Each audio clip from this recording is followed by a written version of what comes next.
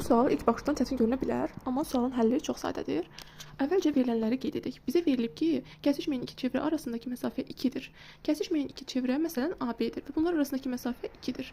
Həmçinin biz bilirik ki, buradan bura qədər məsafənin R ilə işarət etsək, onda buradan bura qədər də məsafə R olar. Yəni AB məsafəsi nəyə bərabər olur? 2R üstəgəlsin 2. Digər tərəfdən BC də buna bərabərdir. Yəni BC də bərabərdir 2R üstəgəlsin 2.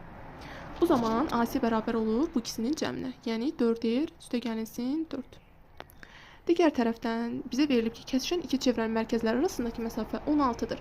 Yəni kəsişən iki çevrələr, məsələn AD bərabərdir DB, bərabərdir BY, bərabərdir YC. Və bunları bizə verib ki, 16-dır. Həmçinin bizə ACYD dördbucaqlısının perimetrini verib. Biz bu dördbucaqlının perimetrini necə taparıq? Tərəflərini cəmləyərək. Yəni AC üstəgəlsin, aşağı tərəf DY, üstəgəlsin AD, üstəgəlsin, digər tərəfimiz isə YC. Bərabərdir 98-ə. İndi isə gətirib qiymətlərini yerinə qoyarıq.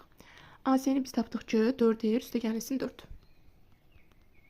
DY-nin qiyməti də eyni şəkildə tapılır. Yenə də bu hissə 2-dir. Digər tərəflər R olduqda 2R üstəgəlsin 2 olur. 2R üstəgəlsin 2. AD də YC-yə bərabərdir və hər ikisi 16-dır. Deməli 32 olar. Bərabərdir 98-ə. Buradan hesablasaq R-i taparıq ki, 10-dur. Və bizdən bir çevrənin uzunluğunu tapmaq tələb olunur. Çevrənin uzunluq düsturu C bərabərdir 2pi R-dir. R-in qiymətini yerinə qoysaq, alırıq ki, 20pi. Bu qədər sadə. Bu tip sualların davamlı olması üçün videomuzu bəyənməyi və kanala abunə olmağı unutmayın.